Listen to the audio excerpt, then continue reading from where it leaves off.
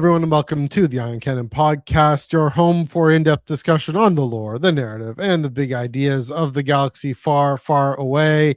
My name is Matthew. That's right, I am back after a week off, and I'm coming to you from Underworld North Studio here in Toronto. As always, down there, I'm joined from across the continent by your friend and mine, Mr. Joel Davis. Joel, how are you doing this week?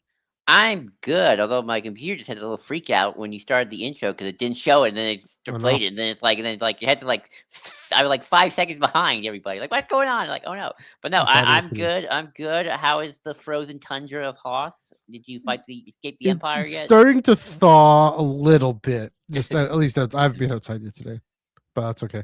I was outside plenty this weekend, and it wasn't as frigid. That's good. It snow didn't come down, thankfully, but That's good. God was able to get out and about and do my thing. So yeah, it's all right. Things are pretty good here. Can't That's complain. Also, Maul is back. That's exciting. And on April 6th, our favorite red and black Dathomiri Zabrak is leaping into the spotlight once again with his very own animated show, Maul Shadow Lord. Of course, his journey to this point as a captain of illicit industry. I made that up. I'm proud of that.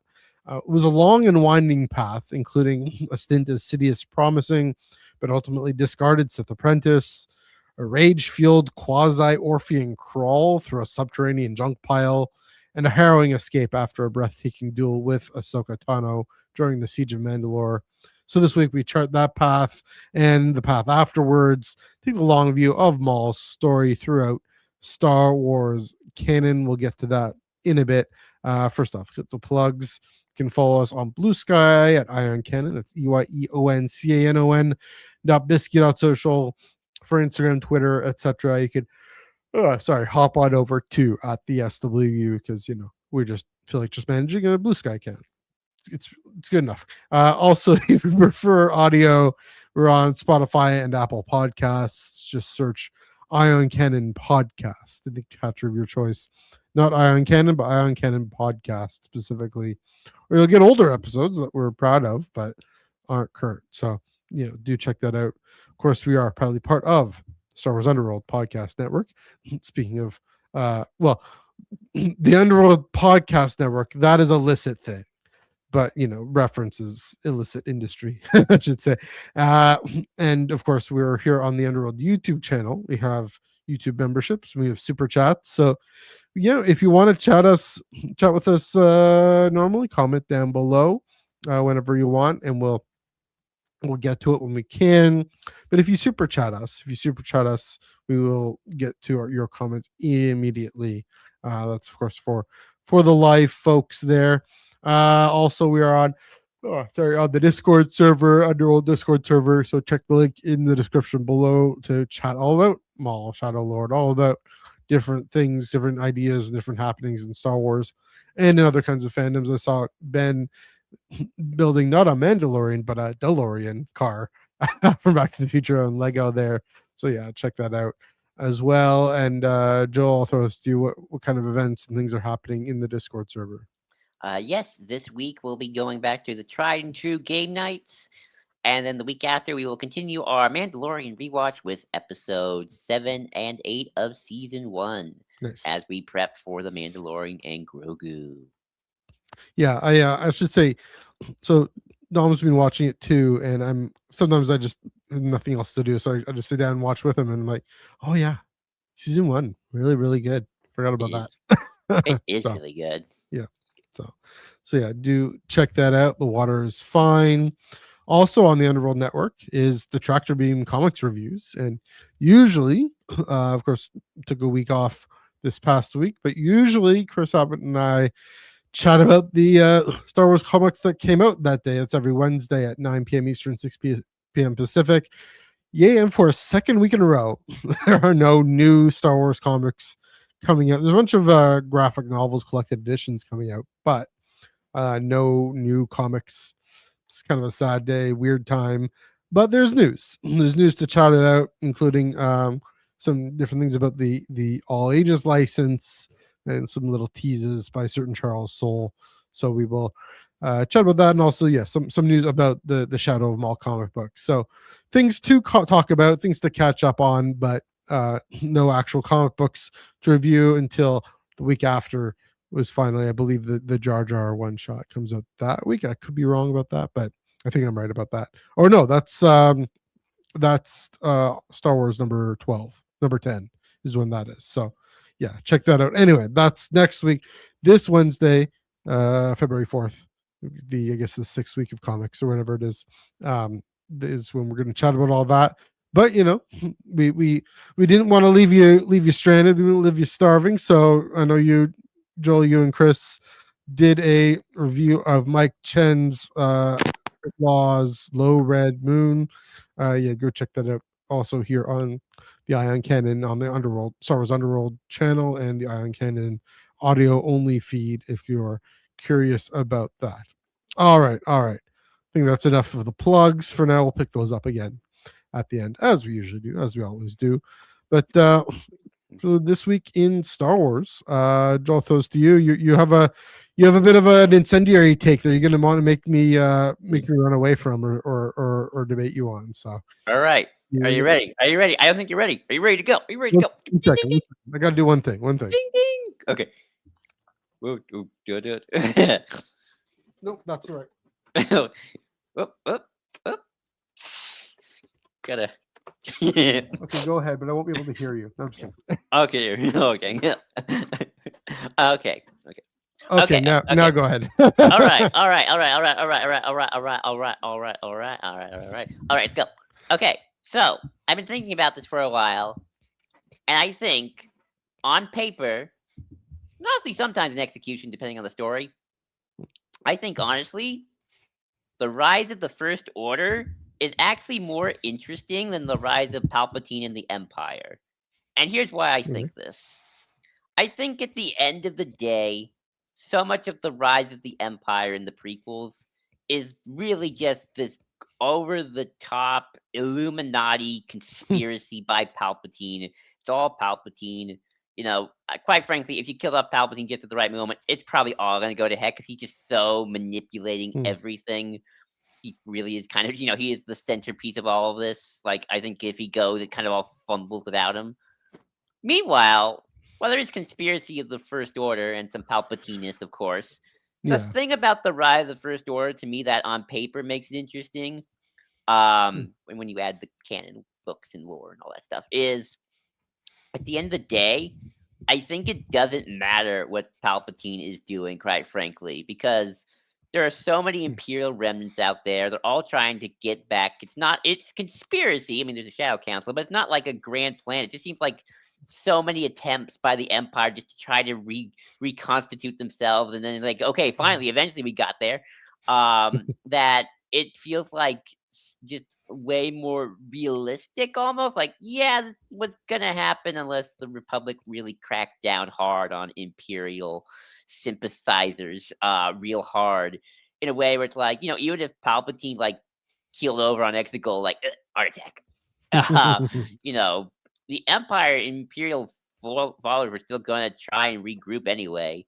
Like, even if Snoke had been out of his tube, it's not like Snoke would have died. He just would have just probably kept going anyway, and just there would have been no Palpatine to pull the strings behind him. And in a lot of ways, I feel like the rise of the Empire is about a man, and the rise of the First Order is kind of the scarier. Ooh, you can't kill an idea. I mean, ideas will always linger. They might not always be powerful, but they always linger. You can't truly kill an idea. And I don't know. I just think that's just on paper more interesting a story of, with the rise of the Empire is kind of all Palpatine centric, and the First Order is like, well, you can't kill an idea. You can only kill. Like, even if you killed off Palpatine, it's like, well, there's still dozens of Imperial warlords and remnants all trying to just do the same thing. It's just a matter of who got the resource and who gets on top. So, I just think, in theory, that 30 years before Force Awakens is a little bit more interesting in terms of than the pre-rise of Palpatine. That's just I mean, it's interesting for different reasons, but I think there's sort of a sort of in terms of how it's executed, even in the story, it does almost come off as it's all Palpatine. If you kill Palpatine, then the Republic either just stagnates for another 100 years or just keeps going. Whereas, like, you can't just kill off every Imperial loyalist. I mean, you can try, but they're just gonna come back in new forms. Like, cut off one head, two more will take its place. Hail Hydra. Hmm. So I don't know. That's just kind of my thought on the situation. But I think Where's the incendiary takes with Joel? No. Okay, well, at least we got this clone Bogo. Yeah, I mean, it's your opinion. It's your subjective perspective. I don't know. I guess it depends on. Well, I guess the objective question we could ask is which one is more realistic. And it's still tough because the realistic part of Palpatine's rise is what George was saying about the power of economics, power of money in politics, and how these systems rot from within. So, yeah, I guess the question is, okay, one's a bit more of a space fantasy type story with Palpatine, with the Sith Lord Darth Sidious, who is claiming mastery of the Force, and all along the way needs to create an empire in order to do that. So there's that, but also, yeah, I mean, I get obviously the more realistic thing of, we're seeing it today. I mean, that's what we talked about with Beaumont for Kim Shulkin, right? Or at least with Beaumont Kin would say, oh no, it's not just that it happened once, it happened again, and it was even lazier this time. It was even which, and that's the thing, is kind of is what we're seeing in our real world is I know Joe, you want to talk about Nixon and Trump, and we do that next week. We'll do that next week. But the point being, the First Order, it's more realistic to us because it seems almost like a populist uprising, whereas with Palpatine was an elitist uprising with populist support, right? I mean, the whole rot of the Clone Wars. So, what's more interesting to you versus more interesting to me? Okay, subjective. Maybe. Well, here's the only thing about the realism that I always kind of go at is it's just that Palpatine's rise in the prequels is just so like chessboard conspiratorial. I mean, don't get me wrong. Yeah. Lots of authoritarians gotta have to conspire to some extent, but you go into the history of the rise of some of these dictators, and it's like a lot of the time they are not that clever, and they are also just like, Palpatine's like, he's 20 steps ahead of everybody. He kind of like has everybody on the chessboard. Like, he had Dooku ready, he had Maul ready. He's been messing with the Federation. Like, he got the clone army. Like, there aren't secret armies waiting in the wings for some of these people. I mean, maybe, in some extent, but Palpatine was just like every little piece was perfectly aligned. Like, oh my goodness, it's like it is Illuminati evil wizard conspiracy with Palpatine. It's space fantasy. Yeah, I mean, that's a fantasy. So that's why I feel like that's where it's like, in a weird sense, the rise of the First Order almost feels realistic because, like, well, again, like I said, there is conspiracy between First Order remnants. It does feel like very haphazard, and it feels like, oh well, that didn't work. We'll try something else. It's like, nope, go back into hiding, and like maybe just one of us will rise eventually. Like, so it's sort of like it's kind of they just got. It feels very. It's haphazard. The rise of the First Order is weirdly haphazard, but in a way that almost feels even more realistic than Star Wars is used to, at least in my opinion. So I think that's where I would go with realism. Whether or not you like it one or the other, I mean, that's but that's what I mean by I think one's just more realistic than the other. I mean, I think it also just gets at what you and I are just interested in, maybe some different things. I love the whole 20 steps ahead. I think that's so fascinating and so well written. That's, I mean, James Luceno, the great novel. Yeah, I mean, I kind of drew the parallel back in the day when, like, previous iterations of my blogging. I was watching House of Cards, which was that. I mean, he got canceled, but Kevin Spacey show. and how Frank Underwood is 20 steps ahead of everybody. Basically, a Palpatine-like figure who becomes president, and without ever winning a nationwide election at all. Wasn't even the Speaker of the House. I don't know how that happened. I forget how that happened. But yeah, he was the Democrat whip. Anyway, It's funny he was a Democrat in that show too. I find that well, funny. that was on purpose. But anyway, that's a whole other thing. I mean, that's like Palpatine being a Naboo, the genteel Naboo outsider, coming in, bringing peace and security to his empire, right? Yeah, I find that more fascinating, just as a fantasy, as a suspend your disbelief. I think you find the grounded realism more interesting. That might be it, but okay, I can see where you're coming from. I'm not going to fight you on your your perspective, but yeah, I don't know, just different things, different stories. That's fair. Yeah, there. Now there's another story that I just finished reading in my foray into literary space opera.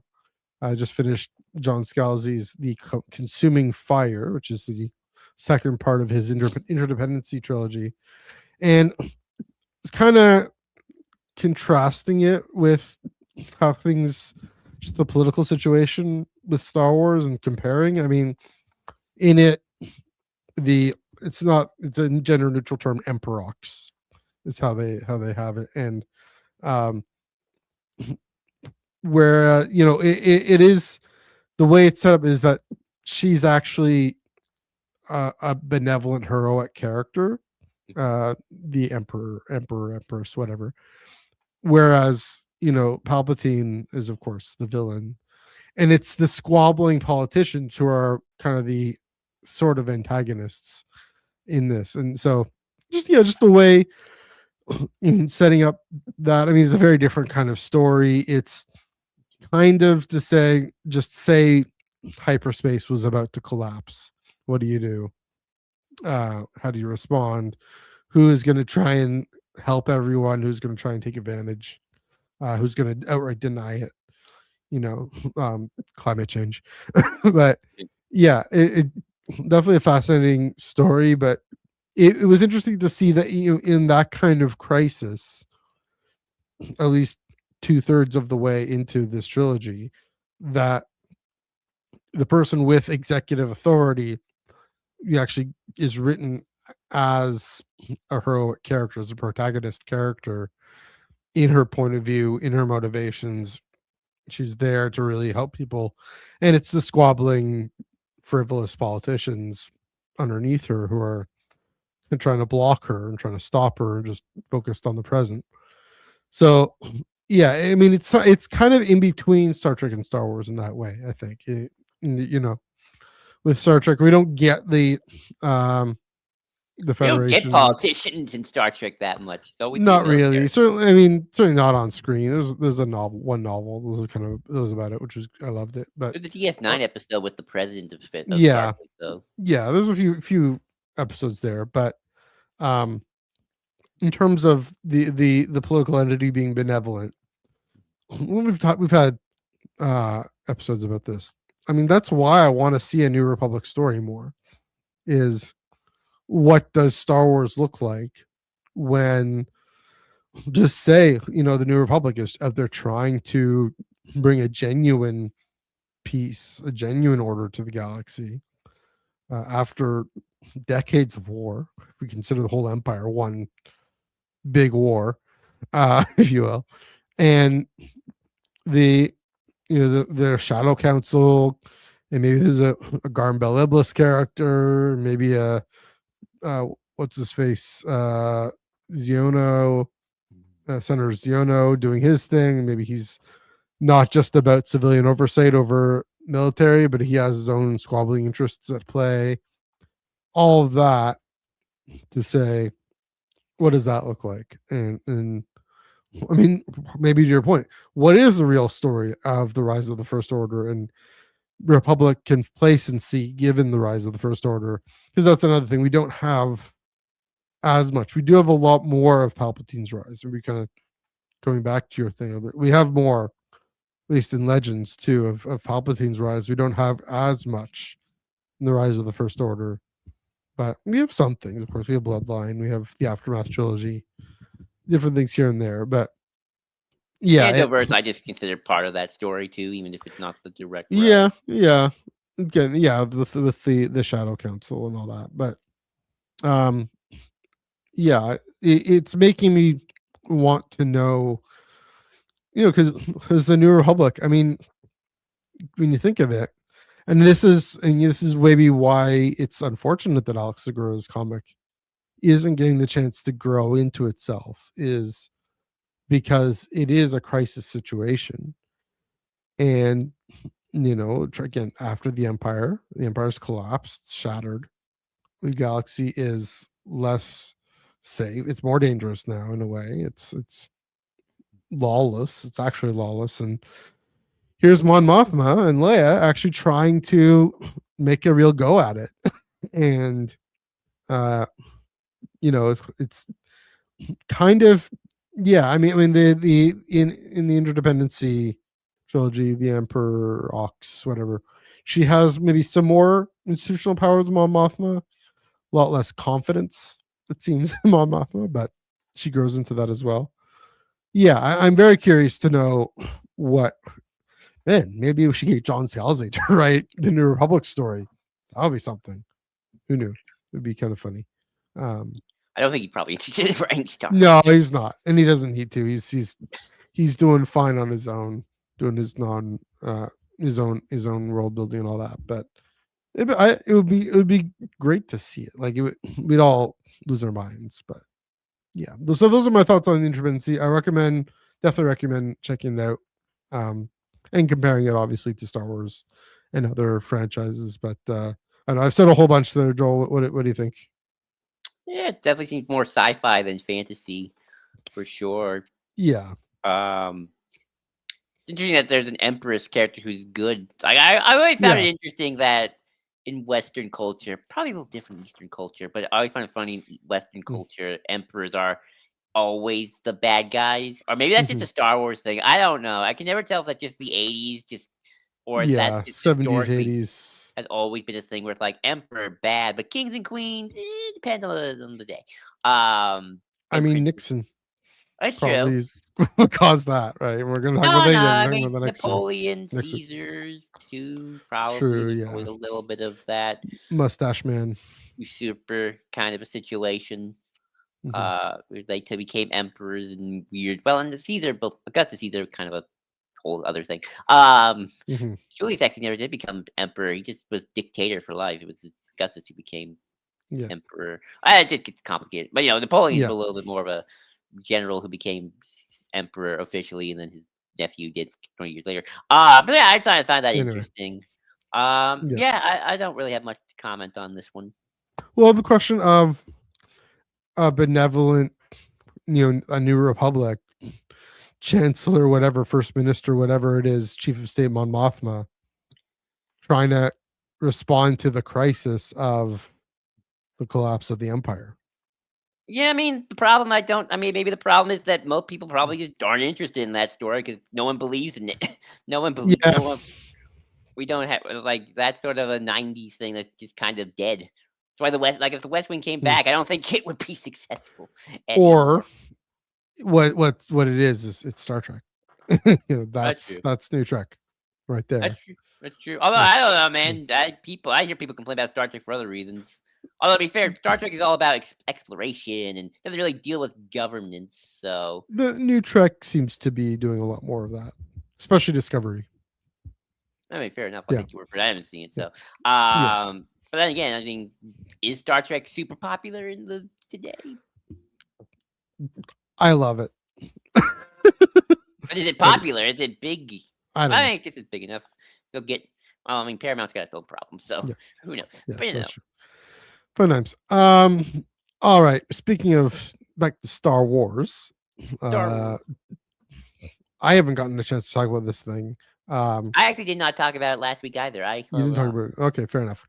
Although I admit it's been a while since I watched the trailer to Maul Shadow Lord. Uh, but definitely giving the feel, the vibe. I mean, nothing terrible. I don't remember anything kind of really sticking out to me. Other than here's the thing that I lied. Here's the thing that actually stuck out to me was that it's a lot more. At least the trailer is a lot more space wizard and less underworld criminal gangster, which surprised me. I thought they'd really lean into that. Maybe the show probably still will, but maybe they're tired of just. I mean, we got that with Bad Batch quite a lot. Even Siege of Mandalore and other things. So maybe at least with the trailer, they're saying let's kind of explore the space wizardry aspect of it. Because again, the thing I'm most interested in with this show is how Maul feels about the Empire displacing faith in the Force with faith in itself. That was kind of how the modus operandi of the thing. Obviously, Palpatine has faith in himself, even over the Force, but that Maul is still in this world, and so maybe he goes to the underworld because that's a place where he can re-enchant. He's free to re-enchant. I don't know. When really we know, and that's the irony, we know that the Rebel Alliance is the one that's really open to at least saying "May the Force be with you," but having Luke there, and there are folks there who probably do believe in that the Force is guiding them and helping them succeed, or not necessarily helping even when they don't succeed, saying that their cause is just because the Force. It's not because the Force wills it. That's too absolutist, but in the sense of for the sake of life and harmony and dignity, and so therefore that is what the Force seeks out. So it's still, yeah, a lot of laser swords, a lot of different things. And I was excited for that. I mean, I was going to be excited for the show anyway, but it made me even more intrigued to see, hearing Sam Witwer's comments about it, and then seeing how that gets played out in the story. So those are my quick thoughts. What do you think of this trailer? Oh, I mean, it's gorgeous, right? Like That's animation's just true. top Yeah. notch, and they're really going Mhm. at it for this one. I think what's going to be interesting is kind of another thing about the show, talking about like Maul tries to fight the Empire with hatred, and it's like, well, how do you do that? It doesn't really Mhm. work. Um, you Mhm. know, so that he tried that, and I think another thing that's just interesting, and people have brought it up, is like right now, out of almost anybody, Maul probably knows what's going on in the galaxy more than anybody else, True. right? Like more than Bale, Mothma, Yoda, probably Mhm. only Vader at this point. Like he kind of knows, like, oh, this is what's really happening, right? Mhm. Like, 'cause it's kind of interesting to think about all the ways people think about the Empire's rise, where it's like, civilians are probably like, oh, that the government got a name change, okay, right? Yeah. Politicians like Mon Mothma just think Palpatine's gone nut mad with power. It's like, I think he's drinking the Kool-Aid. Bale kind of knows a little bit more that there's something darker going on. Yeah. And then Maul is obviously like he was there during the early years watching, Sidious contact Nuke Gunray and the Trade Federation and setting up the Right. clone army, and like he Yeah. knows that Oh, sorry. Palpatine's been planning this forever. Mhm. Um Now kind of has to just see it for himself, and I think that's going to be Mhm. really interesting, just kind of moving forward, just kind of seeing Maul deal with the Empire. And then he's going to meet this Yeah. new apprentice Padawan person. He's going to try, and it's funny how like he can call himself not a Sith Lord all he wants, but he still tries to find an apprentice, and he wants to train somebody. It's always funny Mhm. how even when these Jedi or Darksiders or ex Jedi or whatever the heck Balin wants to think of himself, Right. or like, I'm not doing the orders thing anymore. They're like, they still gotta find their apprentices. They still want to teach and pass on Mhm. what they learn. It's like it's a calling, right? It's like you can never Yeah. truly stamp out the need to pass on your wisdom or Mhm. what you think your wisdom is. Maul obviously we know that Maul is probably not going to succeed because he doesn't have this person by the end of his death. Mhm. Um, he's all alone, so Yeah. another failure from Maul. But it's gonna be interesting to see what he did and how he kind of Mhm. reestablishes himself in this new galactic order of his that he kind of is partially responsible for installing, at least for the first half. True. So Yeah. yeah, it's going to be interesting. I can't wait for April. It's going to be a fun month. Yeah, it's gonna be a fun month. My birthday's in April. So is Ben's. Yeah, I was say, I mean, he's led to his death, of course, when he's trying to convince another young force user to fight the Empire through hatred, right? And of course, that ends up being incidentally being his own undoing, but he still is holding on to that. I mean, that's the thing these Sith do, these Darksiders do. Sorry, is whether or not they think it's reasonable, they think it's actually a real path to anything, they can use hatred as a source of power, right? I mean, Vader's mask and armor is kind of useless, except for keeping him alive, but it's designed to be painful and to be a reminder of his well, kind of failure or attempt to overcome his still an obstacle of an attempt to overcome his failure on Mustafar, at least for Palpatine to say it's a failure. Mhm. Uh, but yeah, to see Maul tap into that, yeah, kind of, just thinking about Kira, for example, and how he passed that on to her. I mean, the reason I was just revisiting an old review I did of Crimson Reign #1, and how where she's trying to take out Palpatine and Vader. Good luck, but it's you know kind of, again, the motivations there aren't lining up with the light side of the Force. Maybe is what about best way to put it. And so, because that's the thing, we're always thinking in this time period about the birth of the Rebel Alliance, even if it's not a Rebel show. Even because even something like Bad Batch had started to hint in that direction. So Maul, at least by way of contrast, and the contrast that we haven't seen explored much, is a very intriguing possibility. So, and it's gonna look great, like you said. And we'll get into his just design in itself. So, Ian McKegg still making bank from this design from 27 years ago. So there we go. Yeah, hope they go to Dathomir. I really want to see Maul Yeah, go back. maybe Right. some sort of asynchronous tie-in with Ahsoka. That's what I'm hoping for. I don't know if they've had. I mean, I don't know if it's all. I mean, Yeah, definitely Filoni show. Well, not well. Filoni created it and then obviously handed over to yeah, Matt Mikovich. yeah. But maybe Or maybe at least just like a little, like how the stone thing here is in Endor, just as a nod. Over, by the way, this Ahsoka show is happening. yeah. Oh, you So cool. I'm curious how yeah. we call it a space wizard show, but I honestly we wonder like how deep into that Night Sister magic stuff Maul's going to go, or is he just going to stay in this sort of noir police city Yeah. place? I mean, I'm thinking I call it Space Wizard more in terms of um Sith dark side lightsaber stuff, but yeah, Night Sister stuff too. Sometimes. Fun time. Speaking of Maul, Speaking of Maul, all right, we're going to talk about the Sith Lord formerly known as Darth Maul the artist. that's Momin. Momin was the artist. That's it, right. Right. All right. Darth Maul, man, what a journey this character has had. I mean, we had his story has been fully told.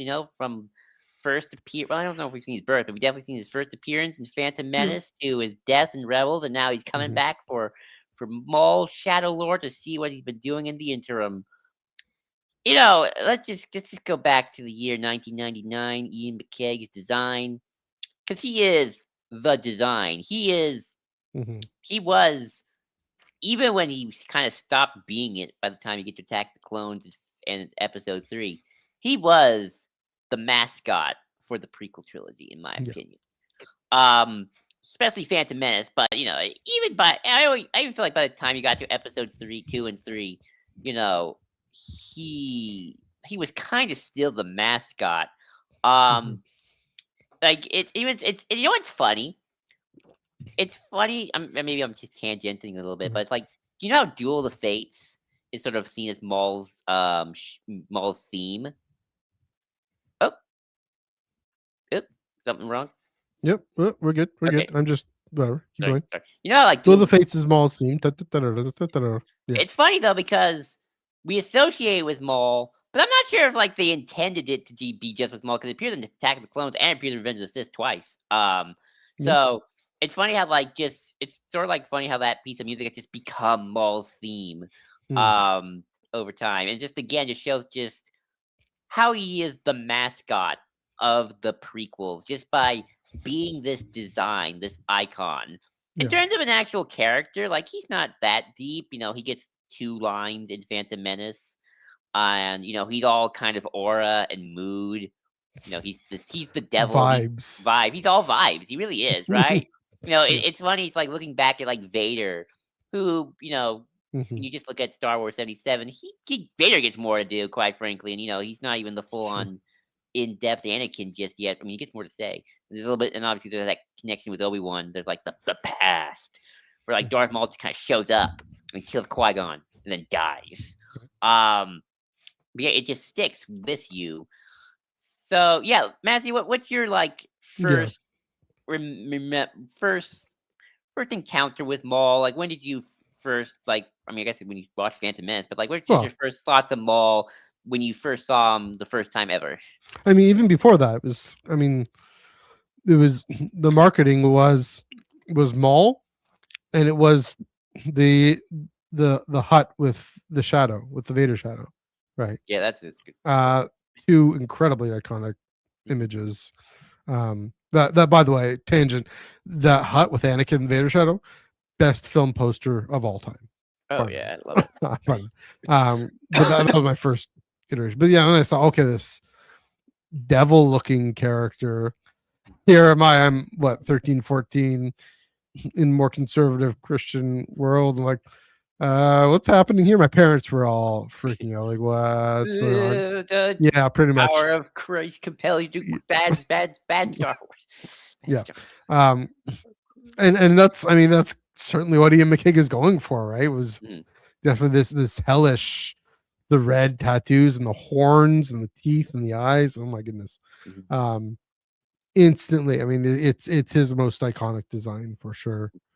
Yeah, and the way he does appear. So here's the thing with Duel of the Fates, though, is the visual is so imprinted on us of, well, the matching of the visual and the music, the doors open to the hangar, and yeah, so and I mean even the Lego is parodied that a little bit, and or not a lot of it. Lots of things have parodied that. It's so much that yeah, so yeah, yeah, so that's why I think that's why it's become the theme for Maul. I mean, it's also because Maul represents what Palpatine is setting in motion, right? This chaos that destabilizes the Republic and tears it down until, I mean, that's the thing. He gets cast aside. We'll get into this later, but he ultimately gets cast aside when that chaos is ready to give way to order of the Empire. And so the Phantom Menace, right? And that's another interesting thing is we thought he was the Phantom Menace. He was marketed as the great villain of the story. And of course, the title's referring to Palpatine, the title's referring to the Spectre of the Empire. But yeah, I just remember in 1998, 1999 thinking, oh, he's the Phantom Menace, because he's kind of ghostly, demonic image. And he kind of got that hunter vibe. I mean, you know, he's like he's a phantom in the night who hunts his enemies. Like those probe droid things that come out of his ship and take that plunge into Mos Espa. Yeah, it's very much he has some patience there, and he's able to show his patience there. So that was another thing that made him intimidating, is because just like Vader, very quiet and unassuming. Well, I won't say I'm unassuming, but quiet and Um, you don't know when he's going to strike. Of course, when he's being held by those blast doors, he's kind of fearful there while Qui-Gon's calm and meditating. But yeah, I actually it's striking. Yeah, I go actually ahead. think what makes Vader. I mean, we can get into this later, but I think what makes Maul and Vader different, Mhm, and where I think in weird way Vader is more like Dooku, or it's the combination of Dooku and Maul.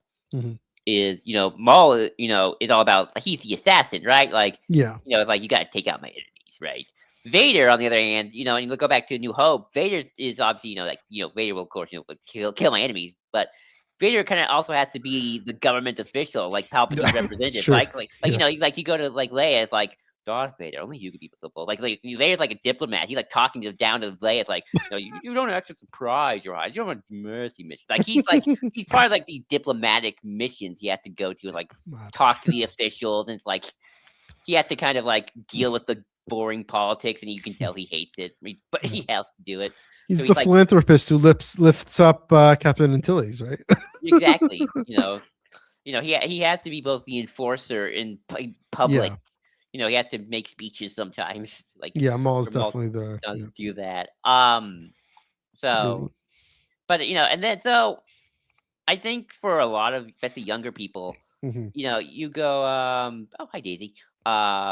You kind of go from Phantom Menace to Clone Wars. Yeah. But for us older fans, especially, Maul still had a life very much so after Phantom Menace in terms of just expanded universe material. Hmm. There were games like Maul Shadow Hunter, which was a Darth Maul pre Phantom Menace book, pre Clone Wars.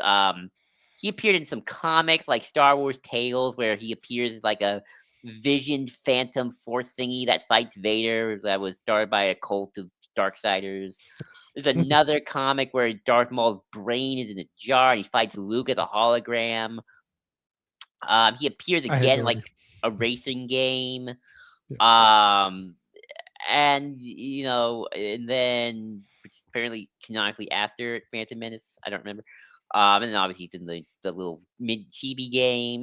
Maul's always in everything, and Mhm. and of course, there's the famous the old wounds, not canonical visionaries, which is Mhm. Star Wars visionaries, which is like these quasi canonical, not canonical tale that's kind of like the birth of Yeah. General Grievous.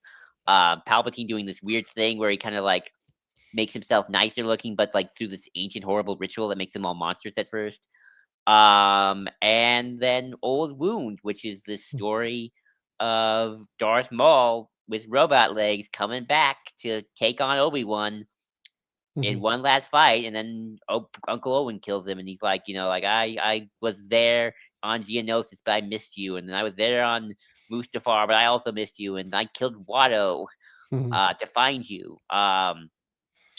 And it's definitely kind of like Boba Fett in some strange way, but he never got. There's always been this like attempt to Mhm. bring Maul back from the dead in some way.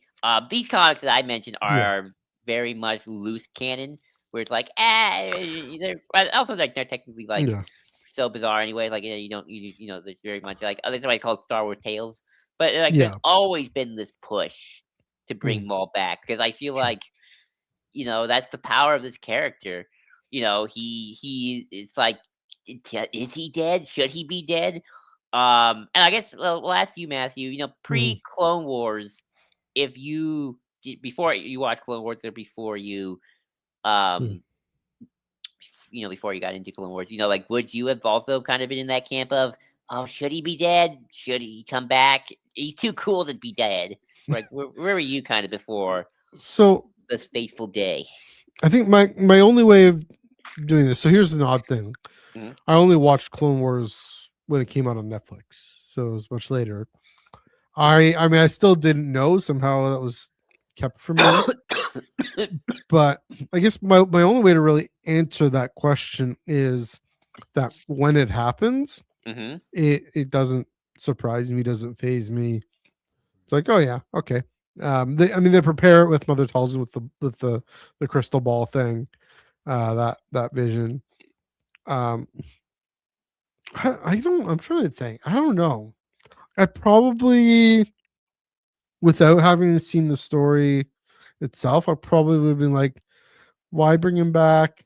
I mean, I get the design, but why not just go earlier in the timeline, things like that. I don't know. It's hard to answer that, except to say, um, if I had the story sense back then, I don't know if I did, sense of story and sense of storytelling, as long as you do it in a good way, which they did Okay. brilliantly. Yeah. And so that's maybe my answer too. But um, yeah, I don't know. I can't, because I mean, it was also part of my prequelist conversion, and so, and that's the thing. You could just could watch the Phantom Menace, and there you have it. There you have him there. So I don't know. It's Before hard to answer that one, but yeah, and before we get into Clone Wars, it is interesting kind of looking at Maul as quote unquote a character yeah. because he is very there's always this thing where you can kind of say like he is very well written differently before the Clone Wars, where Mm. obviously a lot of EU writers just have the Phantom Menace to go off of, so it's sort of like Sure. we have to make a character out of that. And it's very quiet type. They kind of Mhm. make Maul. I once said Maul like a Terminator, where he just doesn't talk much, Right. but he's sort of like he's just the assassin, right? Like he's just this cold hard assassin who just kind of Mhm. like you know dun dun dun dun, like Yeah. right, da, da, da, da, da, da, da, da. He just goes after it. Mhm. He's very, they kind of play on the impatience, right? Like the whole, can we reveal ourselves to the Jedi now, Master? Can we have our revenge? Like they very pretty much are like he's Yeah. impatient, but he's patient, and he's like he wants he's True. hungers for that rawness, that duel, right? Like he is Sidious's number one assassin. Yeah.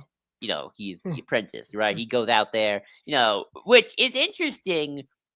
Mhm. Then we get to Clone Wars, how they do reinvent Maul. I do think it is a reinvention, in my Mhm. opinion, right? I mean, because you look at the Maul in those books pre the Clone Wars. It's like I don't feel like this is the guy who would command a Shadow Council or like try to have this whole underworld empire. He's very much a hands-on, dirty kind of guy, Yeah. and there's still that, of course. I do think they still keep Maul's hands dirty. I Mhm. mean, in terms of like he gets his hands dirty and like he doesn't just sit on the throne all day like Palpatine would. Just Sure. like he likes to get his hands dirty, he likes to be on the field, he likes to go out there.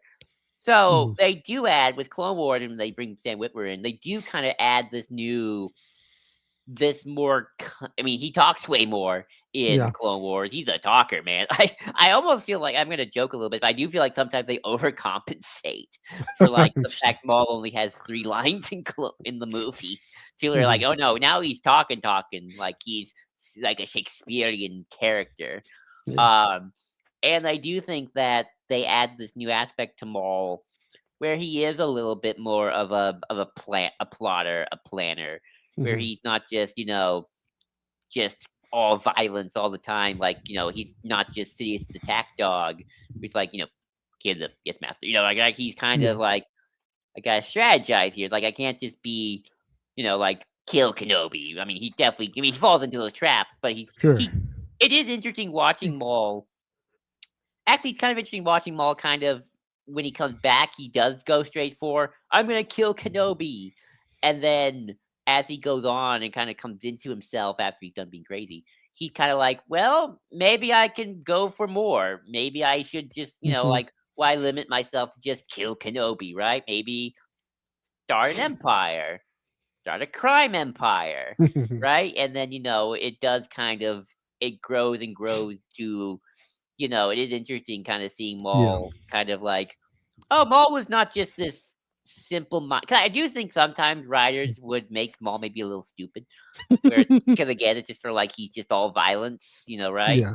I feel like some people do that with Vader, unfortunately, too, where it's like Vader's just this dumb brute. It's like, no, I think another thing Vader and Maul kind of have in common by some Star Wars authors. I think they kind of make them dumb brutes. It's like, Yeah. no, Vader's actually more cunning, than Mhm. just right. Like he was definitely a lot more Mhm. of a thinker than I mean, definitely he'll get his hands dirty and go in the field, but I think he's more of a thinker. And I think with Maul they added that kind of oh no, Maul's smarter than you give him credit for. He is more calculating and kind of knows how to play political games too, like his master. Obviously Mhm. not as good as Palpatine, but who is, right? But it was interesting, kind of watching Maul grow to Yeah. just the brute we knew to like, oh no, this guy, he's a thinker. He can build empires. Mhm. He'll screw himself over at the end, but Sure. it is kind of interesting, kind of seeing him like that. But yeah, Matthew? What are your thoughts have been on Maul in his early years? And would you agree with me? He's kind of a reinvention of the character in some ways, even if it's still So kind of I want to nuance that and say he reinvents himself. That's true too. I mean, the storytellers in Filoni and them really don't just say, "Oh no, here we're a new writer. We want to do something different with him."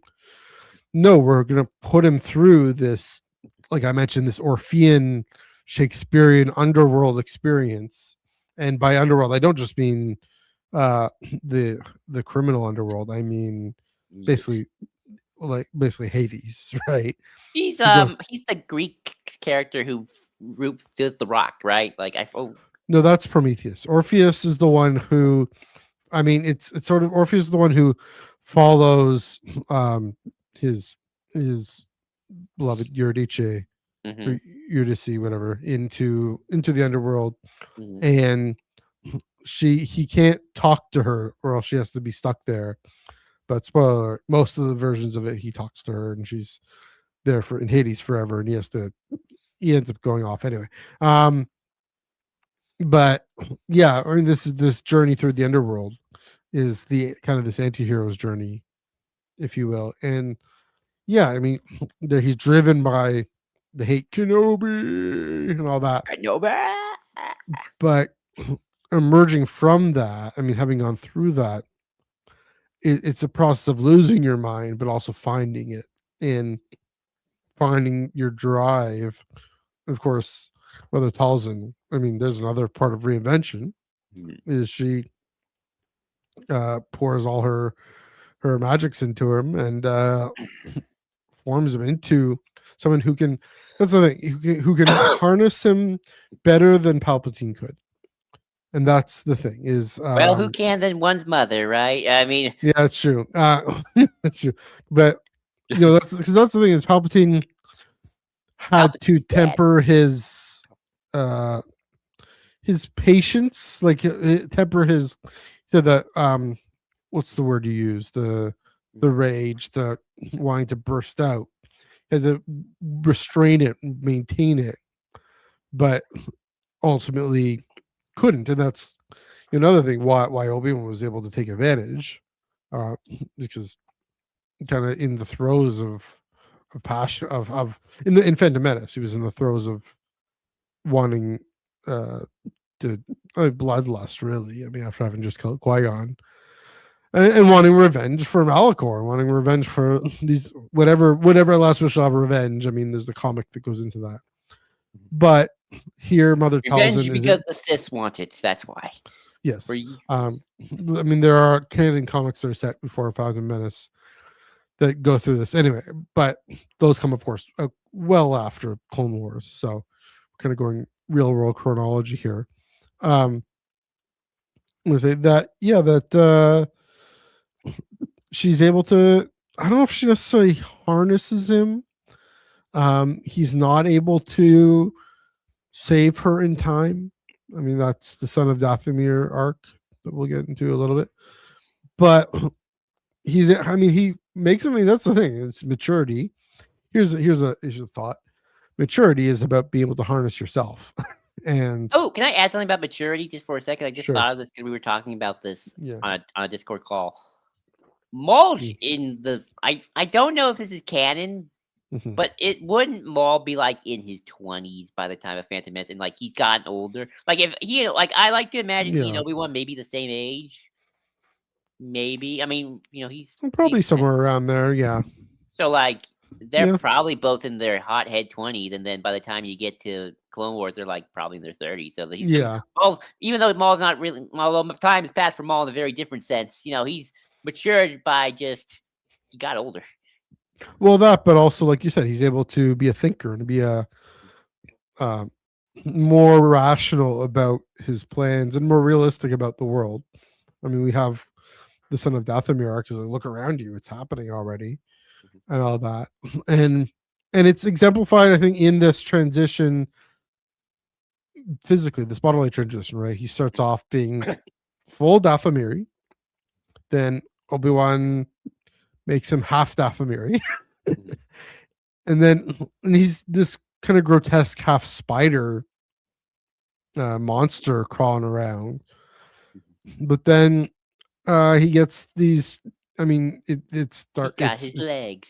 The Yeah, coach. legs, but they're kind of mechanical. They're kind of droid like. They're kind of like Grievous a little bit, Mhm. even though it's still uh Night Sister magic, but Mhm. still it's more deliberate and it's more methodical. And I think that, we see that in the animation of his lightsaber fighting. I mean, of course, we know the real world way they did the mocap for the Siege of Mandalore, Mhm. but that it's both deliberate and athletic, and more controlled. He's able to stop and tempt Ahsoka with this whole idea that it's tempt Ahsoka to say the Empire's fallen, join me, but then Anakin was the reason that throws her off. He's able to escape. He doesn't get cut in half again. you know, so um, yeah, and obviously, I mean, sure, we know he needed to survive because we see him later in the timeline, but he's able to survive. He's able to stay alive. Of course, he ends up in the underworld again, but yeah, it was, like I said, it's brilliantly well done. That's why uh like the idea of Maul being dead and staying dead for that little period of time between Phantom Menace and Clone Wars, it just isn't even real to me. It's just not the story. Maybe it was for a bit, but it's not the story, because the story we've gotten is so compelling. Um, I just want to pick up on Daisy's point here. Yeah, Underworld themes, skeletons, the refuse of the living world. Yeah, that's a great point. On that junk planet. Also, that episode, that arc was the moment I was like, this animation, Frick. yeah, it's some of the best animation of all time, of all Clone Wars at least. This animation is basically as good as live action. It was spectacular. So yeah, and they chose that arc to really pull out the stops, and that's when the show had developed that far. So yeah, it's That's he's a when great people character, and really. that's another reason why I'm looking forward to the show, because what we've gotten. I mean, I don't know when did Sam Witwer start on the character. Might have Oh, been let me around there. see. Well, okay, so we're gonna probably have to take back a year because of production, but Yeah, Clone Wars season 4 was 2011. Let me make sure it wasn't just. Oh wait. So 2011, 2012 when the mall yeah, stuff happened. Um, so probably 2010. Well, let's see. Force Unleashed was already going on by yeah. 2008. So he was already kind of in the Lucasfilm orbit by that point. So Hmm. probably around that time, 2008, Right. 2009. Now probably a little later than that, but 2010 probably. But it's when apparently, yeah, it's when um I'm thinking about when they're the recording, when return they airs. when Sure, yeah, but like so that would be, let's see. Well, around so there, they 2010. set up the mall stuff by probably Hmm. freaking 2011, 2010. So again, probably 2010, not Well, 2011. apparently the season 4 is 2011.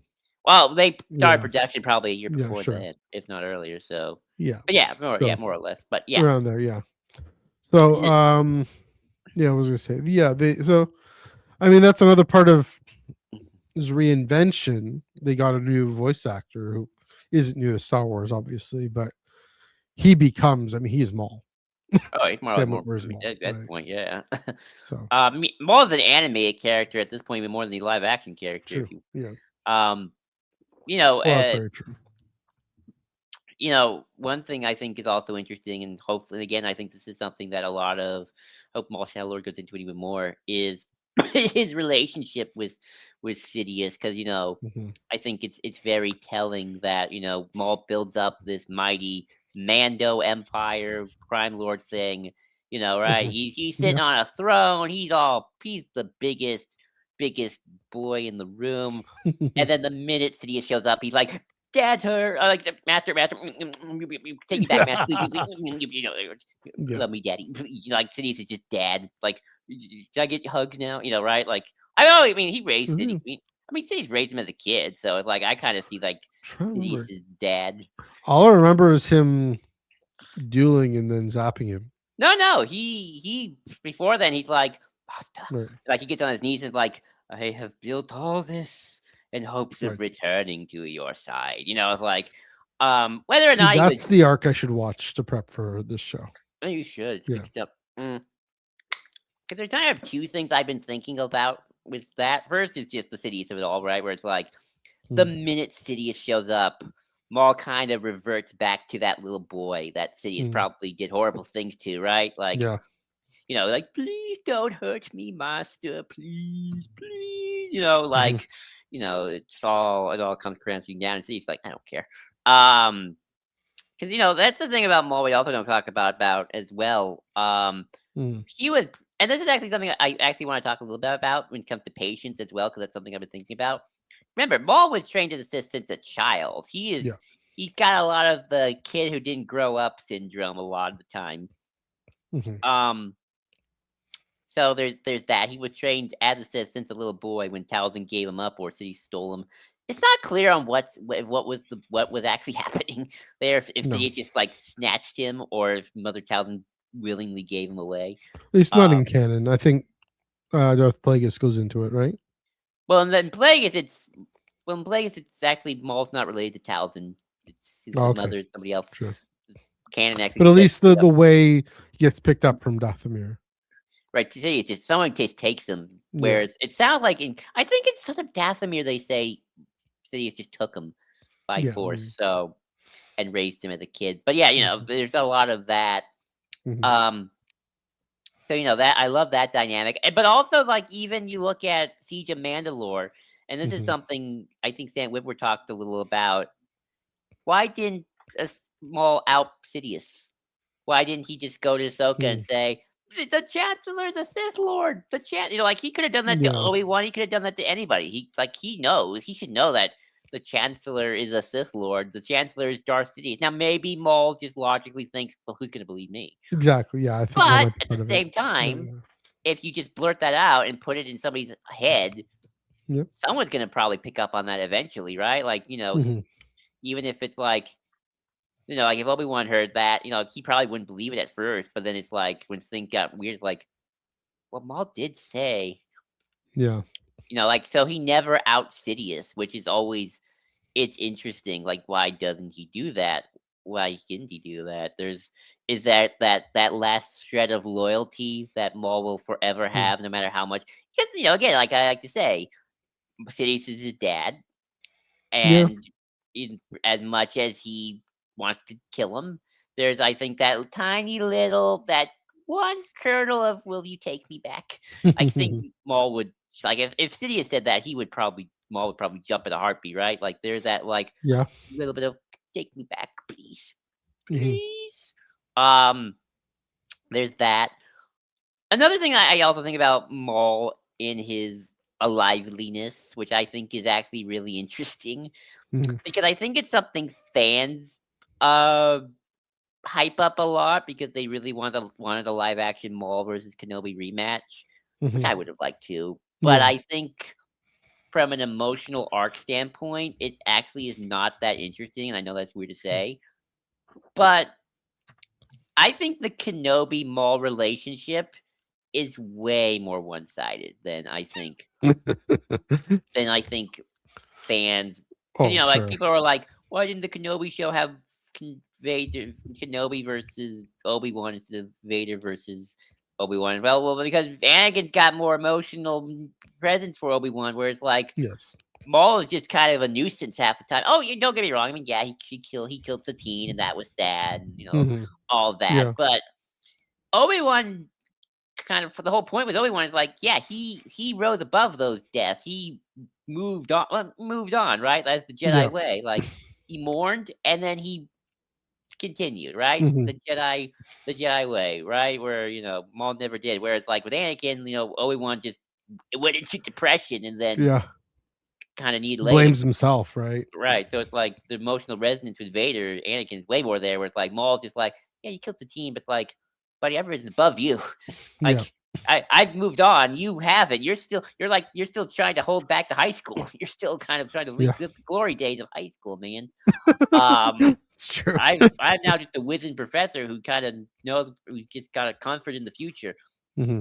So I think there's always been that as well. Hmm. Do you want Well, to I want talk? to make a point of that. I mean, it relates to what you were saying about with Sidious, right? Is this very much this stuck? In a way, he is still stuck under in that pit underneath, right? He's being hacked off in two Yeah. because he's there, so he can't be part of Palpatine's rise. Can't be the He Vader or the he Sidious. can't, he's so fueled by this rage, and even that screaming voice comes back Mhm. at the end on Tatooine, right? Right. We don't see it all that much. Still, don't see that Kenobi, you know, uh, through his smarter thinking, conniving, even on Malachor, right? Mhm. He's still uh he doesn't say Kenobi or whatever. It's only at the end with on Tatooine where he's starting to scream it again, and he's starting to lose his marbles again. The point being, of course, that he's stuck in this wanting to gain the approval, wanting to gain the the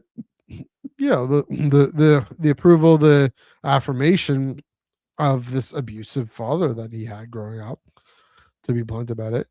And That's true. yeah, I mean that's the kind of the Stockholm syndrome kind of thing. I think that's right. That's Stockholm syndrome kind of thing going on where, and that's part of why he wants so much revenge on Obi-Wan, is to get back into Palpatine's graces. Why he wants to get back into Palpatine's graces, because it's kind of fueled by his rage to the dark side against Obi-Wan. And Do you think yeah, here's a kind of a twisted question? Do you yeah, think in the sort of sissy rage way there's love? It's kind of like how you still love your terrible parents, even though deep down you know you shouldn't and should have gotten away, but you can't help yourself because it's like they're your parents, and it's like it's a there's good that question. there's kind of Yeah, not. I don't think Stockholm syndrome is the right word, but there's definitely that sort of you can never truly disconnect from your parents, no matter how yeah. hard you try, or your caretakers to some extent, Or why right? it's so hard to for someone to leave an abusive partner, right? Right. Um, I mean that I think that is more properly Stockholm syndrome, but with the parental thing, I mean, there's still, like you said, he never outs him. There's still a protection there, and an admiration, right? We see it with Siege of Mandalore. He's look around you again. I quote this a lot. He's probably admiring what Palpatine has done, even though we'll see in this show, we'll see him uh, dislike the direction it's gone with the galaxy. But um, yeah, it's another part of the really compelling bit of storytelling is, I mean, like you said, the relationship is so one-sided because taking revenge on Obi-Wan has become his entire personality. Where does that look familiar? People's entire personalities being about what they're against. Sounds familiar. Non-dairy creamer. I call it It non-dairy creamer. it is interesting Yeah. how I feel like there's Mhm, that push and pull with Maul mhm. where he's trying to do more than just have revenge on Kenobi, Yeah, like, but it kind of always reverts back to that. Like, sure. I like, especially like I hear the question. I mean, I think no, I mean Rebels kind of answered it because Maul freaks out and saying like he lives. Mhm, Um, but you yeah. know, my guess is in this, and it's gonna be interesting to think about, is in this time period, as far Mhm. as he's concerned, he probably thinks Kenobi's dead, right? Like as far as he's concerned, Order 66 Oh happened, yeah, yeah. and as far as Maul's concerned, Maul Shadow Lord, Kenobi's dead, right? Like Interesting. Yeah. he kind of doesn't have that So he's drive, free of that, right?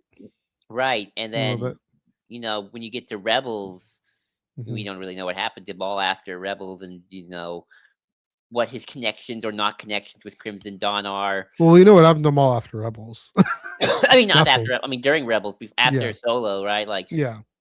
'cause they're very vague if Kira betrayed Maul or not in the comics. It Hmm. because Kira doesn't seem to have any animosity, but maybe Kira just doesn't have Sure. that kind of energy in her to like really care at that point. I don't know, Mhm. but we know in Rebels, Maul on Malachor for a reason, probably to kill Vader or something. And then when he sees Kenobi, he's like, "Oh my God, Kenobi's alive! I can get revenge on him." It's like his whole world just like, it's like Yeah. he can like relive high school again for for like 5 seconds. Yeah. So it is interesting Or again. maybe another possibility though is Right. he's tried to push that away, that need for revenge away, and say like he's on Malachor, yes, in part to kill Vader, but also to control that super weapon Mhm. that's voiced by Ventress, same actor. um, uh, that control that super weapon, maybe to take on Palpatine, kind of a rival Death Star type thing. That's true. Um, but yeah, like you said, he's the Hulk. Cat sighting. Cat Good job. sighting. Happy birthday, Cat. Thank you. He has the sees through the holocron. He sees Kenobi, and that triggers this this thing inside him that he was holding back, and Right. that's probably where the whole underworld madness comes from again, is where he sees the possibility of it. So yeah, Yeah. No, I and saw. oddly enough, I mean that's the thing. Through strength, our chains are broken, but it really, or whatever the line is, but it really, his conception of strength, his conception of power, uh, and its hatred that ends up chaining him back again, and ultimately leading again to his demise. Yeah, it is. It's a tragedy of all for you. To kind of go back also to patience for a second. Hmm. This is a bit of a tangent, but it's been something I've been dying to talk about. So this is Hmm. the perfect time. So I was on Tumblr a few months ago, years ago, Hmm. and somebody answered the question of, it's one of those silly questions like, who would win a fight, Chimere or Maul? And the guy said Chimere, and he gave a very interesting reason for it. Hmm. And that is because while Chimere and Maul are Darksiders, Yeah. Chimere was once a Jedi. And because of that, he's had a lot of Jedi teaching still in him, like with patience Yeah. and trying to let go of your ego and all that other stuff, right? So there's a lot of that Jedi. There's still a lot of Jedi techniques and kind of ways Hmm. of learning Discipline. where discipline. And Maul was just trained as a Sith since the get go, Hmm. right? There is no Jedi discipline ever in him in the way Dooku has it, or in the way Anakin still has it as Vader. They still keep their lessons in them. Hmm. I've always kind of wondered to myself, just kind of thinking about the Sith in general, and I've always wondered, like, are the most successful Sith the ones that still keep their Jedi lineage in them? And whereas, like, someone like Sidious is like full on Sith, Hmm. so it's like he never had any Jedi teachings, which is actually kind of funny when you think about it, because it's sort of like, well, the OG Sith Lords were just fallen Jedi, and then they Yeah. kind of lose that over time as they just kind of get randos off the streets, Hmm. or in your rich elite homes. That they kind of lose some of that Jedi technique when they start learning just Sith techniques. Hmm. So I kind of wonder, if, like, Yeah. I find that interesting how it's sort of like there is almost like you got to put in some Jedi-ness into your Sithiness to have successfulness. I don't know where I'm going with that. I just thought it was Yeah. Well, funny. I'll say, I mean, that's probably what Palpatine was hoping for with Anakin. Right? I mean, he's hoping Anakin would be the greatest Sith ever, because he was already, by some metrics, the greatest Jedi ever. Um, that being said, Darth Bane, at least in Edmonton's Drew Carpatian's Legends novels, found him in a mine, ends up, you know, ends up connecting with the Sith, Mhm. later, so it doesn't necessarily have to be, but the Sith at this time were a more disciplined order as well. So, I mean, that could also be the fault of the rule of two and not That's true. having the kind of collective discipline. Mhm. So I wonder if something like the Knights of Ren might have a better chance, maybe. I mean, I don't know. Kylo Ren, if you put it this way, I mean, Kylo Ren wasn't as successful as Palpatine, but he was more successful, more politically higher up than Vader. He It's was true. actually the Got the head the leader. honcho. It's true. That's true. So I don't know. No, well, go But he back was to also a Maul. Jedi before that. So That's yeah. true. But to go back to Maul, there is something interesting about Maul outside of Dooku and Vader. Hmm. Is there's and this is something that we see in um in Clone Wars is Hmm. and it continues in Rebels, and I wonder if it'll continue in the show. Is Maul weirdly cares about people in a Huh. twisted sense? Like Vader, I mean, Palpatine could care less about anybody. Hmm. Dooku kind of has repressed any empathy he might have had once upon a time. Hmm. Um, although which is actually something interesting. Which is something I remember talking about the Son of Dathomir comic, Hmm. and where Dooku and Maul talk to each other, and one person kind of critiqued something about that arc that said, Hmm. and maybe that just shows how far Dooku's gone. It's like Dooku is not mad or even upset or angry at Maul for killing Qui-Gon. Hmm. Do you find that Yeah. interesting? Like, they're, like, where weirdly, like in Tales of the Jedi, when Hmm. Palpatine goes to, when Maul Dooku confronts Sidious and followed by Yaddle just after Phantom Menace, like, Qui-Gon Jinn, you allowed Maul to kill him. You lost an apprentice, and so have I. Which is kind of funny how which I guess says about Dooku, like he's still going along with it, even though he pretty much lost his son, right? Like Hmm. so it's like by that point, like Dooku does not even care. It's like this is the person who killed my son, right? Like it just sounded interesting that Dooku never confronts Maul about that, right? Where Yeah. I always find that kind of interesting, especially because how sad Dooku was in Clone Wars of like, Qui-Gon was still alive. You tell him right now.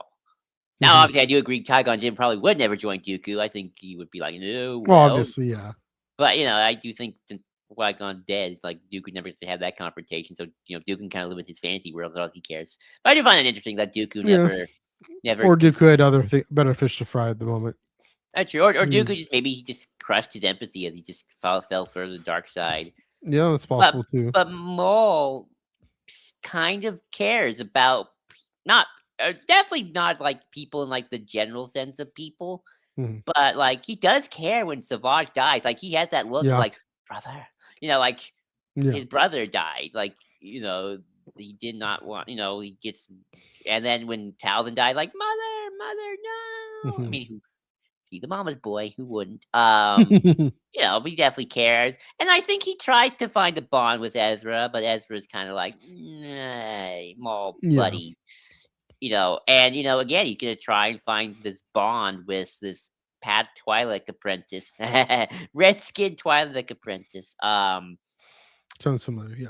But there is something about Maul where he's like he kind of does want a companion, Yeah. right? He kind of wants something of a friendship with people, right? Like he wants an equal. Hmm. He wants a person in his life. I mean, not even like in a romantic sense, but just I want a buddy. I'm Yeah. lonely, right? I mean, all Sith Lords are lonely to some extent, but I feel like Maul's one of the few people who tries to make a connection where like Vader just like could care. He's so dead inside, he doesn't Hmm. care. Except when Luke Well, showed up, of course, then that's when yeah. he's like, "Oh shit, now I'm gonna actually try." Um, Yeah.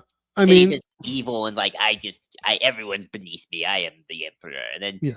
Dooku also doesn't seem to care at that point. So it is. I think that's one of Maul's more interesting traits as a dark sider is like this wanting of friendship, but can Hmm. never quite get there. I wonder if it goes back to similar to what you were saying about Balin and some others who are like, okay, we're still going to find an apprentice. Hmm.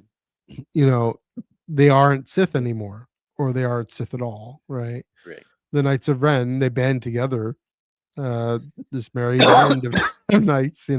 Um, Bizarre. also, I'm watching Knight of the Seven Kingdoms, the Game of Thrones spinoff. A squire is useful to have around. So there's that, even a kid or someone a little younger, but also, yeah, a companion, a friend, Brother, the brother. It sister. is.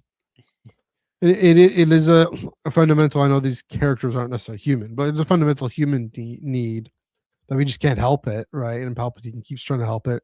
Vader keeps trying to help it until he can't, right? With Luke. Well, Palpatine is kind of the least human character. Yeah, he's a plot device a little bit, but um, the fact that they're not Sith anymore means they're free to maybe not see it as a weakness. That's the thing. The Sith would see that in a very Jedi-like way. They'd see that attachment as a weakness, and I don't know if I see you attachment as weakness. I just think they just got to be careful not to get too attached. sure. I mean, maybe in this or a hyper exaggerated way of seeing attachment as a potential for compromise, I would say is a better way of putting it. Whereas where was I going with this? Sith Jedi. Yeah, I mean, well, with Maul though, it's especially with Maul and with Vader, it's especially his family, blood relations are. I mean, with Ahsoka too, but and Obi-Wan, but with Maul, yeah, it's Savage, it's Talzin, it's the Night Sisters. Uh, that might be another thing that drives him into the underworld too. Is they're probably gonna. I definitely should reread this guy. I also have it on digital. I think, Son of Dathomir, because dealing with that. I mean, we saw Marin how she deals with it. You see Maul, losing his family, and that's that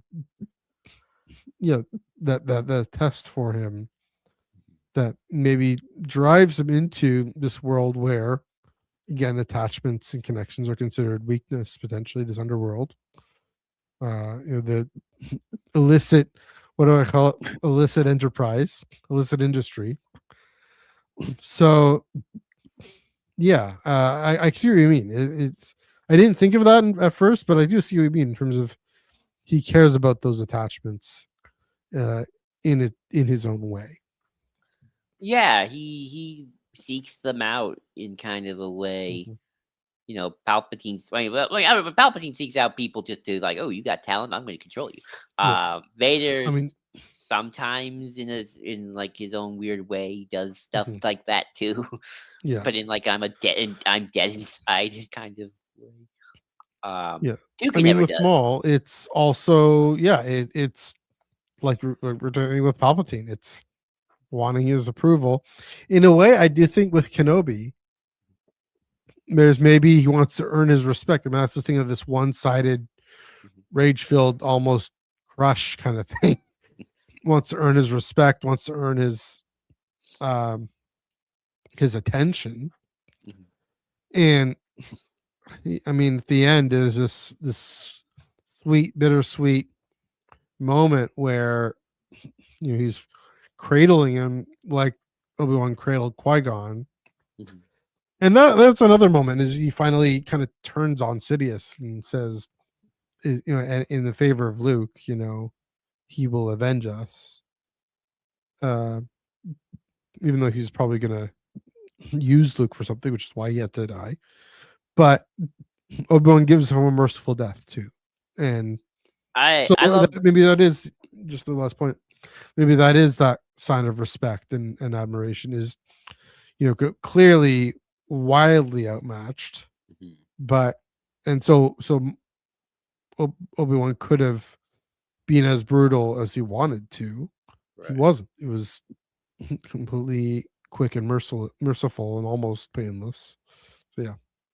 I love it. I mean, I like that for several reasons. One, again, I think Obi-Wan, if Maul hadn't threatened Luke, Obi-Wan would probably just let him go, or just would have just like I'm just gonna defend myself and I'm out of here, right? Yeah.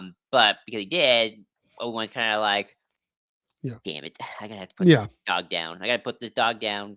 He's gotta go, right? Mhm. Like because that's his mission: Yeah. protect Luke at all cost. But obviously, make it quick and painless as possible. Sure.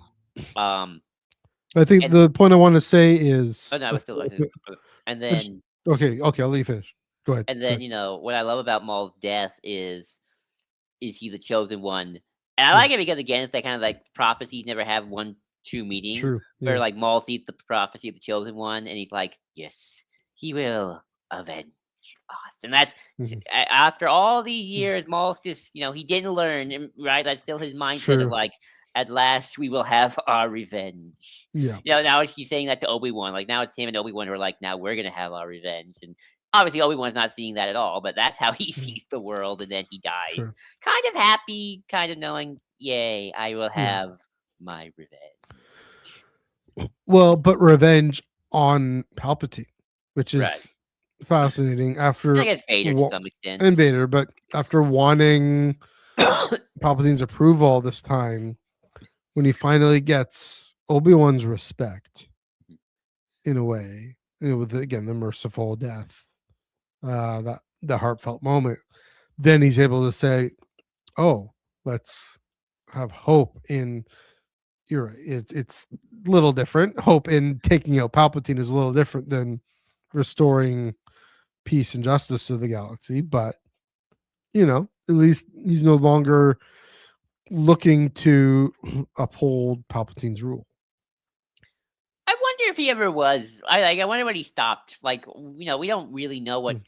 I mean, I guess that's the weird thing about the whole Crimson Dawn era of Maul Yeah. is like he's this big bad crime lord who you kind of read some of the ancillary material. It seems like he really is the ultimate godfather of crime. Like he kind of feels Yeah. like he's kind of laying down the law of like, okay, the five families, you stay in your lane, right? Mhm. I'm the top dog. You all have your little empires. If anyone has trouble, you come to me, right? Like he is. I don't know Mhm. how many people know it's Maul because again, it seems like at least by the time you get to Solo, Maul's like really pulling the strings, and Dryden Voss is like the front man for Crimson Yeah. Dawn. The Crimson Dawn Dryden seems like, Voss. I should write that down. Sorry. and then but Crimson Dawn seems like Crimson Dawn seems to be the most powerful of the crime organizations, at least at the time. Uh, Mhm. but I mean, again, that's one thing I if Maul Shadow Lord is multiple seasons, I'm kind of curious to see what's going on. Is like, why is Sidious tolerating Maul being this powerful crime underworld syndicate? It Mm. sounds like like Good it question. because we know like the Emperor wants you dead in the trailer, right? Yeah. But Maul's now whether or not Palpatine thinks Maul's dead, and he doesn't even realize that Crimson Dawn is being run by the Maul, or maybe it's just a situation of like, look, I'll let him run the underworld, but if you do Mhm. see him, kill him, right? It's one of those. Yeah. If you see him, kill him, but I'm not gonna just send a bunch of resources after him. I got Death Sure. Stars to build, right? So it's like kind of a lazy. It works, and It's if not he does it, lazy. It's efficient. It's efficient. it's proper allocation of resources. It's like It's kind of like here's this weird example. How the British Empire stopped being the British Empire. They're like, eh, okay, Canada, okay, Australia, okay, you know, can't be bothered anymore. That kind of thing. so Yeah, is that good? it is interesting because again, if this show, I'm kind of just the Maul Shadow Lord speculation, if the Mhm. show's about Maul fighting the Empire, it does seem like by the Mm. time he got to Solo, he stopped really fighting the Empire, or at least he's not fighting it super Yeah. openly, and he's kind of just doing the crime lord thing and making deals. So I Mhm. am kind of curious, like, what changes his motivations by that Yeah. point to like, or maybe Maul's just like, I found a place in the new order where I'm the king of crime, It's and that's fine. a good question. I mean, if paper canon is anything to go on, which I'm not saying it is, Mhm. we know Kira fights Vader in Crimson, in War of the Bounty Hunters, I Right. think.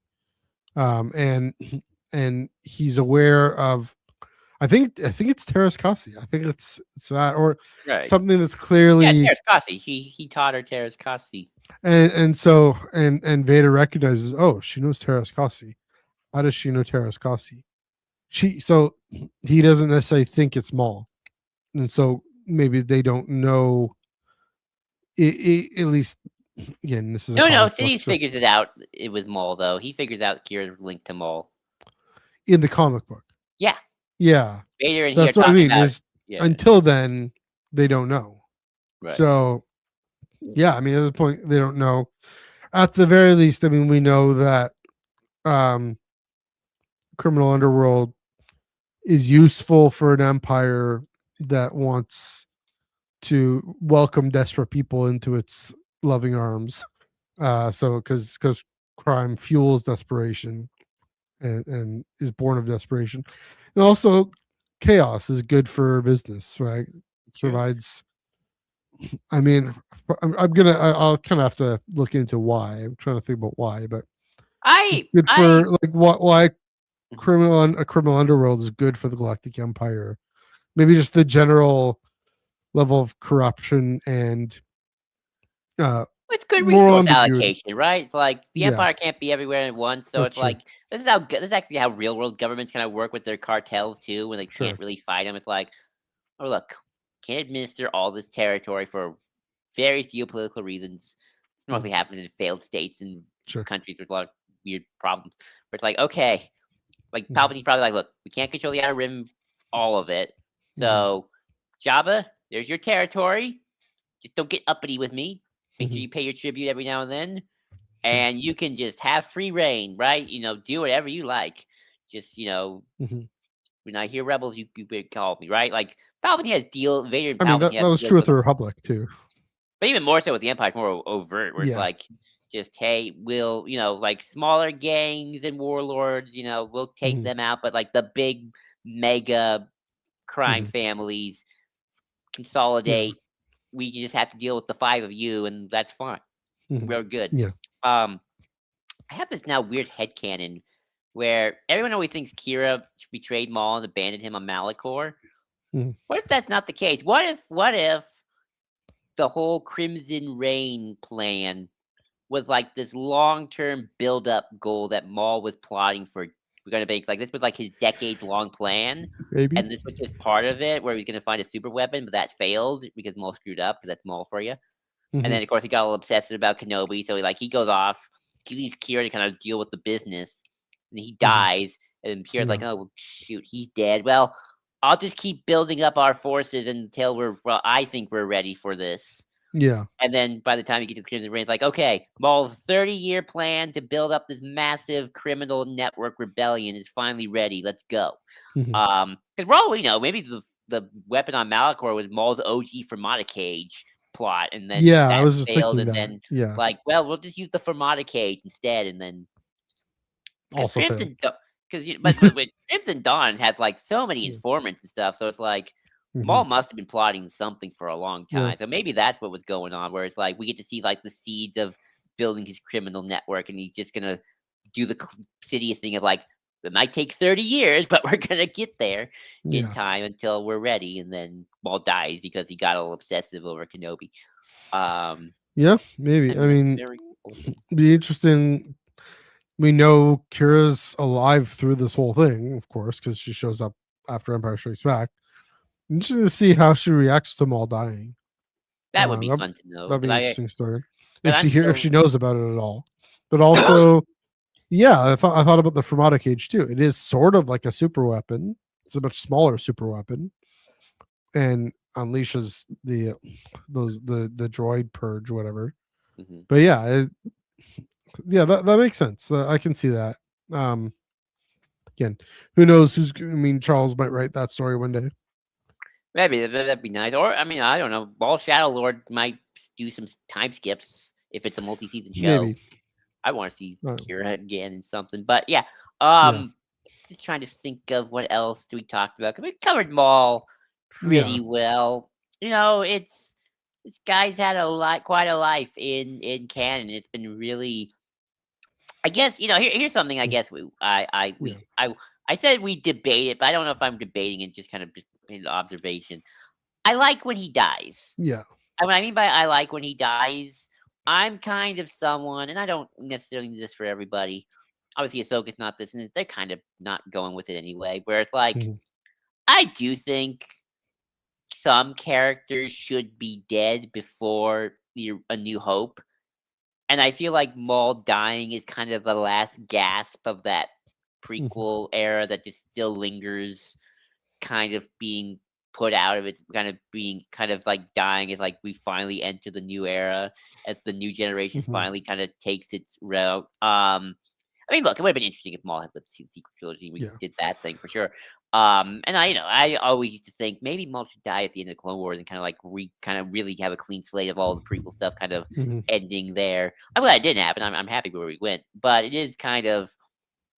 I'm glad he went as far as he did. It would have been cool if he went to the sequel era, sure. I don't need we don't need to resurrect him. Please don't, don't resurrect him again. Um, Somehow Maul returned. I know, right? I mean, he got a full body, man, and that Night Sister magic is weird. Yeah, you never know. But Yeah, it's uh, okay. but I think they killed him off and ended his story just at a good point, right Mhm. before A New Hope, right? I think that was Mhm. just about right, I think, for his trajectory. At least that's what I think. What about you? What do you think he died at the right time? Oh, I entirely agree. I mean, in a way, it's Obi-Wan putting his past to bed, right? I mean, the big work there was in Kenobi, the show, in saying moving on from Anakin and moving towards Luke. And here it's about the time where he's about to go to Luke and say, let's go to Alderaan. Um, yeah, it definitely putting, like you said, putting a cap on the prequel portion of the story to make way. I mean, that's the thing. A New Hope is this big transition point in the story. It's why George wrote it first, is because he wanted to show us in the middle of the thing, in the most important moment of the thing, at least for the rebellion against the Empire. So yeah, that's the thing, is also because the story of the original trilogy is the story of the rebellion against the Empire. It isn't the story of the rise of Palpatine and the various pawns and pieces he used to go put along the way. That's the story of the prequel trilogy. So Right. yeah, I entirely agree. I mean, even the same reason why Obi-Wan himself dies at that time. Right? He's always, in 1977, it was entirely just backstory. But, he no one ever felt like, oh, this was too short. Why do we only see him in one film? Just like with Qui-Gon, right? Mhm. The turning of a bygone age, letting go of or having these younger characters be free to figure things out for themselves. And that's underlying. I mean, Ezra is Mhm. also free to figure things out too. And so that Maul just underlying that point, I mean, we know, well, I guess that would have been 10 years before, but that homestead has seen its fair share of Darksiders. It's about to get torched. But Yeah. yeah, I guess I was It's thinking of, funny. It's kind of funny and dark in this when you think about like it saw mm, an Inquisitor, it almost yeah, saw Maul, and yet yeah, what does it is just some stormtroopers with torches. yeah. Um, of all the things.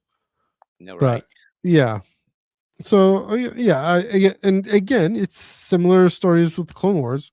You give us a good story, give us a good death, and Twin Sons is such a perfect story that what more could you want?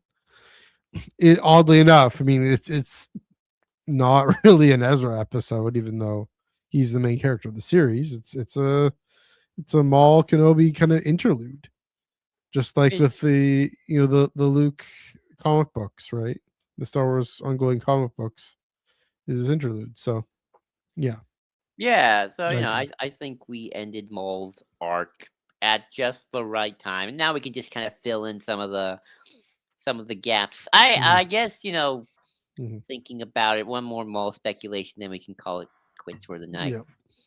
Well, I do think it obviously will focus on Maul, of course. I think Maul will be important. I do think the kind of like a lot of Hmm. these shows, a lot of the actual longer term narrative for anybody beyond that, it's probably this Twilight Padawan character and what she's gonna Yeah. do.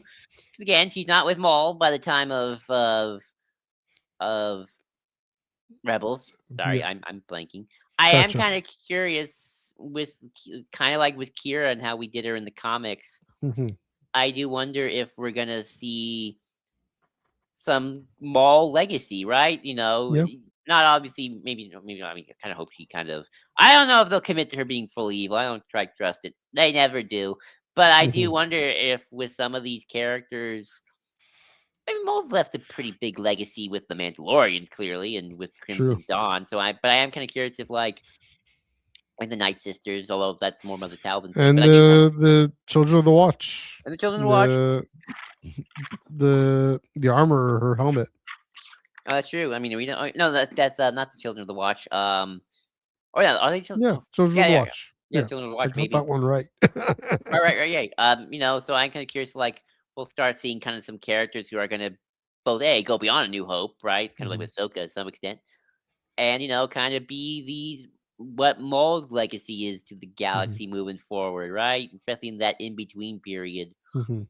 You know, kind of Maul left a lot of loose ends behind. You know, even though Obi-Wan killed him, there's still a lot of Maul left a lot Yeah. of loose ends that other people probably are gonna have to deal with one day, or Yeah. did deal with in Crimson Dawn's case.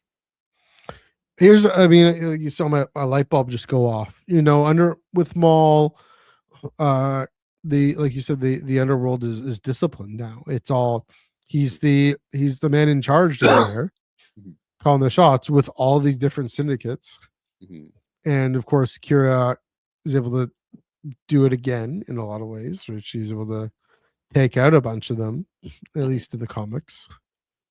The In the story we see towards the end of the rebellion, again, end of the Galactic Civil War, is the Empire really putting its foot down so hard that sides have to make a choice. And most of these criminal syndicates, including, for example, going back to comics here, Tonga and the Edgehawk crew and them, ultimately, I think, choosing the rebellion and mhm, ultimately choosing the New Republic. And so, ironically, oddly, one of Maul's legacy mhm. is giving this underworld some stability and some organization that, yeah, they're still ruthless and they're still criminals, Mhm. but giving them that sense of solidity so that when they're feeling the boot of the Empire on them, because everyone is, Right. that they're able to really contribute to the Rebel Alliance. Obviously, some of their baser tendencies have to be curbed and stopped and Mhm. limited, and otherwise they won't be able to really contribute to the Rebel Alliance. But even Kira showing where helping showing Leia where that fleet is. Again, these Right. are all comic books, but uh, some of the the legacy of Maul. So I wonder, where this Twilight character goes. I wonder if she finds Saw Gerrera or something. I could see that side of things being, part of this emerging story of whatever your motivations are, you don't like the Empire. So let's a strange bedfellow situation. Mhm. If you're willing to curtail your more violent, selfish tendencies, Mhm. uh, here's a blaster. Here's a target. We're gonna aim you at it. Yeah. You know, So yeah, maybe. and I think with that, that's probably Mm, as much as we can get with yeah. Maul. I am curious to see how much more with this character one can do after kind of Maul Shadow Lord. I mean, Mhm. again, his arc's kind of already been set. I mean, although we're gonna be, I mean, we keep seeing Vader stories. Although I think we should Yeah. probably put the Vader story to rest. But I Yeah. do think this is kind of the last kind of gasp, get rest for Maul in terms of like something I would want to see out of him. Yeah. Um, and I hope with the Twilight character and stuff like that, much like with Ahsoka. with Anakin, and even some of the, this in Kylo Ren, I guess, with Vader. Mhm. This is Maul's legacy starts to. We kind of found focus on what is Maul's legacy and how that character will impact things. Even if we go to Episode 10, and when Rey is a Jedi Master, the great spiritual grandkids of Maul and what they're thinking if Maul left that much of an impact. I don't know. Who knows? He would be happy because that means, hey, my legacy even outlasted my master. So, take that, Sidious. So Yeah. yeah, fun times, Maul. You've had a great arc, and I can't wait for this next big adventure in April. Mhm. Yeah, I mean, I think this is the one gap in the story, Right, right? Is okay. We've seen him start to take over the underworld. Now, what does he do with it? right. Very interesting. So, gonna be interesting. Gonna be good set of eyes on screen coming in 3 months now, 3 months time. But until then, that about not until then. We're gonna come back next week, but that about does it for this week's episode of the Iron Canon podcast. Thanks for joining us, everyone. Let us know what you thought of our conversation tonight. What do you think of is Palpatine's rise or the rise of the First Order more interesting? Have you read John Scalzi, and how might that compare to Star Wars? And of course, what are you looking forward to in Maul Shadow Lord and everything, given where his story has come from, given where he might be going, and the gap that we are soon to explore in April? Please let us know in the comments down below. Those comment boxes aren't going anywhere. Please do also give this video a like and a share, and subscribe to the channel if you haven't done so already. Let's contact us on social media as well. Joel, where can they find you on the internet? Kenobi. Okay. You can find me at JID20234 on Blue Sky, JID20234 on Blue Sky. I also do the Ion Cannon Blue Sky socials, as well as the at SW Blue Sky as well, where I just recently asked to name your 10 favorite new era characters. So any character that first appeared in 2014 onward, who would make your list of the top 10. So yeah, and of course Star Wars Underworld Discord, where we're gonna do some game nights this Friday, and then next week we're gonna go back to The Mandalorian episode 7 and 8 of season 1. In my list, am I allowed to say Sabe? That's a good question. Sure. Kinda. Yeah, there we go. Yeah, maybe I'll go ahead and do that. You can find my Instagram, Twitter, or my Instagram threads, Blue Sky, MNUG1138, mostly Instagram, where I post things, share pictures, stories, and whatnot. Yeah, you can check me there. Still on the Bird app, NEUG485, but again, it's not really active there. If you want to see my stuff, go to Instagram. Ion Canon, of course, ioncannon.biscuit.social and FDSW there. Also, the tractor beam at on Blue Sky. Please do check us out there. We're trying to grow that channel. And then this Wednesday, Chris Abbott and I will talk about some old news and the channel, the Kelsey's new news, some different things that have come out in the last few weeks in terms of Star Wars news, because one thing that hasn't come out in the last 2 weeks is books, our new comic books. So got something to talk about, but yeah, please do join us then this Wednesday, 6 p.m. Pacific, 9 p.m. Eastern, right here on the Star Wars Underworld YouTube channel. And then coming right back at you next Monday at 8:30 on next Monday at 8:30 p.m. Eastern, 5:30 p.m. Pacific, right here on the Underworld YouTube channel. We're talking about leadership again, as teased above. Presidential leadership, Imperial leadership, galactic leadership, leadership, good and bad, in Star Wars and in the real world. So come back and for maybe mid, that. because we'll give Valorum a talk about too. Yes, mid leadership, non-existent leadership. See what the spammers are doing. Spammers. Anyway, spammers go away. Yes. Anyway, so yeah, we're gonna talk all about that and different things going on in the Star Wars galaxy, far, far away, etc. But until then, Joel, Let's blow this thing and head home.